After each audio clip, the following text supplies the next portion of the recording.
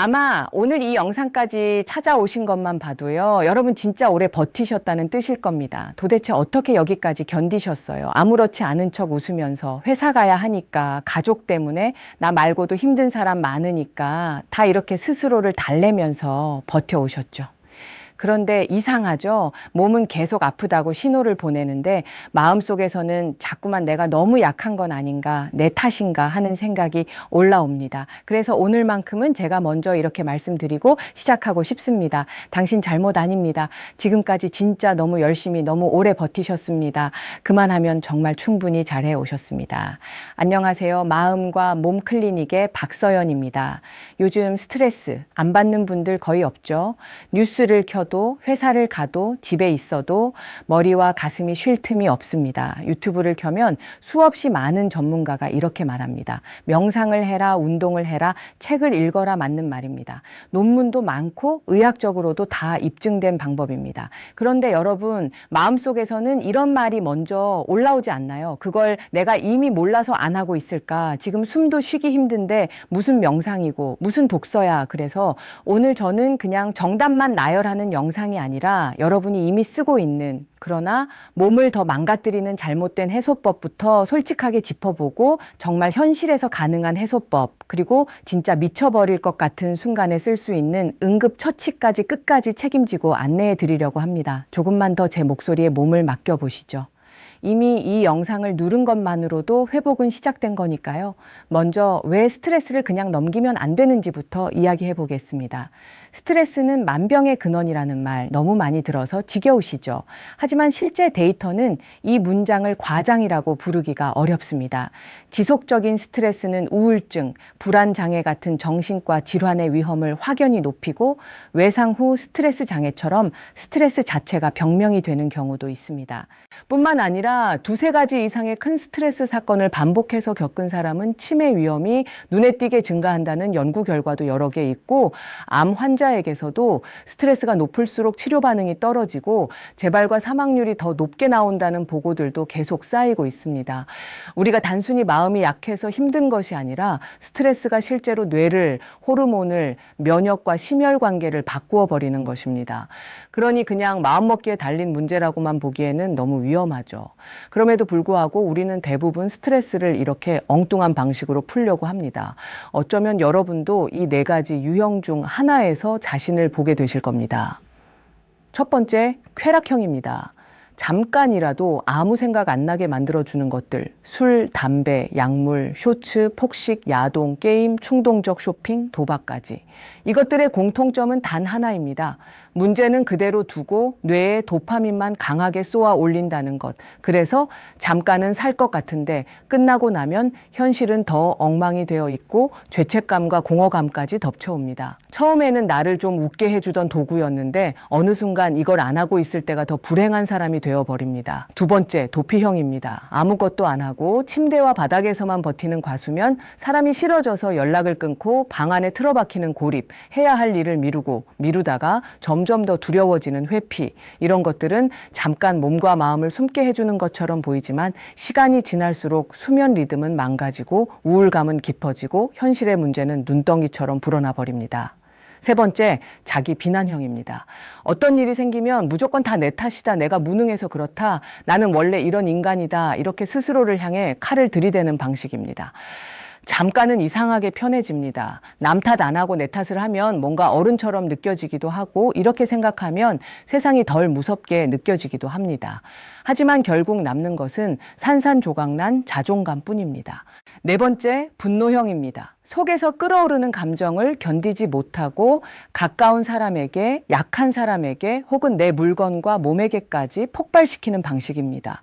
그때는 조금 시원할 수 있습니다. 하지만 관계는 깨지고 죄책감은 또 다른 스트레스가 되어 돌아옵니다. 밖으로 향하든 내 몸을 향하든 폭력은 결국 나를 더 깊은 구덩이로 밀어넣을 뿐입니다. 여기까지 들으시면서 마음속으로 이렇게 생각하셨을 수도 있습니다. 맞는 말인 줄은 알겠는데, 그래서 어쩌라고, 지금 당장 숨 막혀 죽겠는데 좋습니다. 그래서 이제부터는 현실에서 실제로 가능한 방법만 이야기해 볼게요. 저는 스트레스 해소를 두 종류로 나누는 것이 중요하다고 생각합니다. 첫째, 평소에 내 몸과 마음의 기본선을 올려주는 만성 관리. 둘째, 정말 당장 미칠 것 같은 순간에 나를 구해내는 응급 브레이크. 이 둘이 함께 있어야 합니다.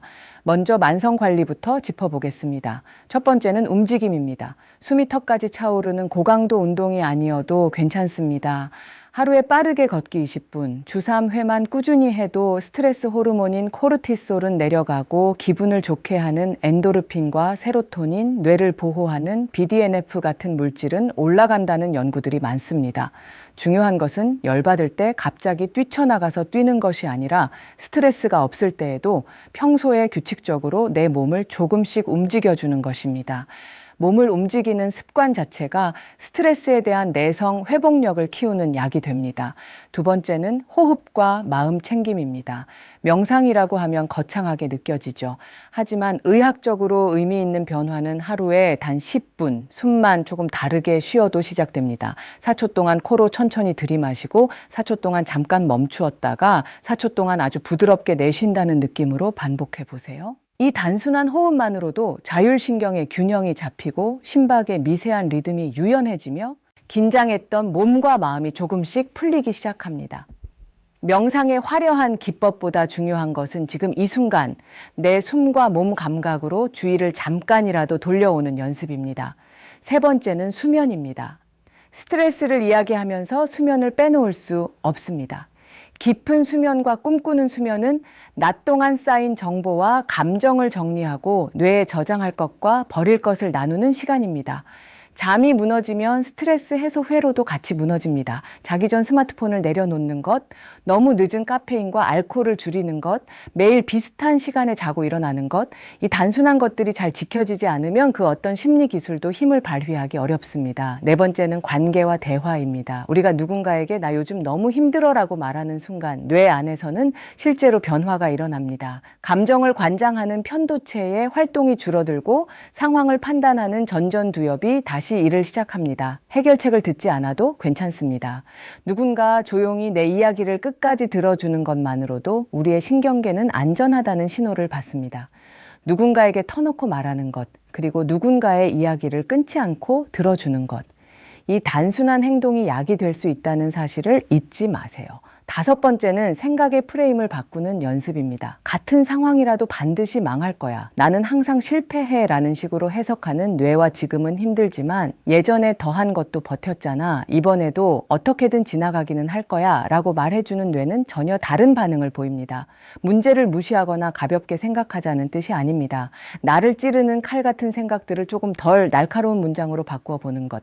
예를 들어 나는 완전히 망했다 라는 문장을 지금 상황이 정말 버겁다 하지만 이게 내 인생 전체를 결정짓는 건 아니다 라고 바꾸어 보는 연습입니다. 이런 작은 문장 하나가 스트레스의 크기를 절반 정도로 줄여주기도 합니다.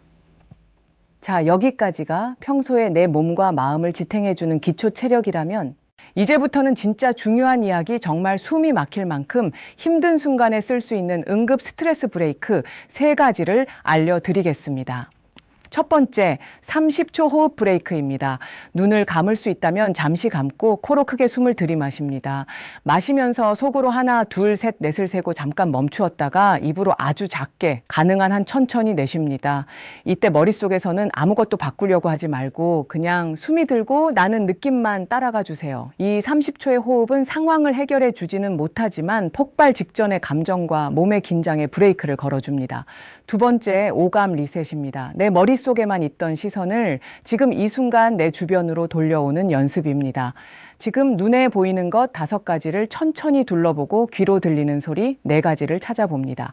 몸에서 느껴지는 감각 3가지. 예를 들어 의자에 닿는 엉덩이, 바닥에 닿는 발, 손가락의 따뜻함, 그리고 코끝으로 느껴지는 냄새 2가지, 마지막으로 입 안에 맛 1가지를 느껴보세요. 이 오감 리셋을 한 번만 해도 머릿속에 꽉 차 있던 생각의 덩어리가 조금씩 부서지는 것을 느끼실 수 있을 겁니다. 세 번째, 한 문장의 도움 요청입니다. 이럴 때 괜히 민폐 같고 누군가에게 연락하는 게 더 부담스러울 수 있습니다. 그래서 저는 이렇게 추천드립니다. 긴 설명 말고 딱 한 문장만 보내보세요. 나 지금 너무 힘들어. 오늘은 조금 안 괜찮다. 혹시 잠깐만 이야기 들어줄 수 있어. 이 한 문장은 나 혼자가 아니라는 것을 내 뇌와 몸에게 다시 알려주는 신호입니다. 답장이 바로 오지 않아도 괜찮습니다. 이미 그 메시지를 보낸 순간 나는 이 고통을 혼자만의 것으로 숨기지 않겠다고 선택한 것이니까요. 혹시 지금 이 영상을 보면서 내 상황에는 이런 방법들도 소용없을 것 같다고 느끼셨다면 그 마음조차도 저는 이해합니다. 그래서 마지막으로 이 말만은 꼭 남기고 싶습니다. 여러분이 느끼는 이 아픔은 고장난 마음의 신호가 아니라 정상적으로 작동하는 마음의 신호입니다. 어깨에 너무 큰 무게가 올라가 있으니까 당연히 아픈 것입니다. 그 아픔을 느끼지 못한다면 그게 오히려 더 위험한 상태일지도 모릅니다.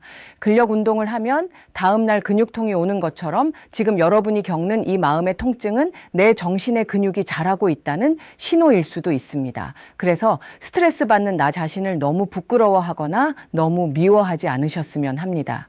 지금 이 순간에도 여러분은 포기하는 대신 이 영상을 보고 있습니다. 이미 그 행동 하나만으로도 당신의 회복력은 증명되었습니다. 오늘 이야기가 조금이라도 마음에 닿았다면 적어도 하나만, 진짜 작은 것 하나만 오늘부터 생활 속에 가져가 보셨으면 좋겠습니다. 잠들기 전에 숨을 10번만 더 천천히 쉬어보기, 내 이야기를 들어줄 수 있는 사람 한 명에게 오늘은 좀 힘들었다고 솔직하게 말해 보기, 집 근처를 10분만이라도 걸어보기, 이 작은 행동들이 쌓여서 여러분의 몸과 마음은 분명히 다른 내일을 만들어낼 것입니다. 여기까지 함께 해주셔서 감사합니다. 여러분이 견뎌온 시간들 절대 헛되지 않았습니다. 이제는 버티는 삶이 아니라 조금씩 회복하는 삶으로 함께 옮겨가 보죠.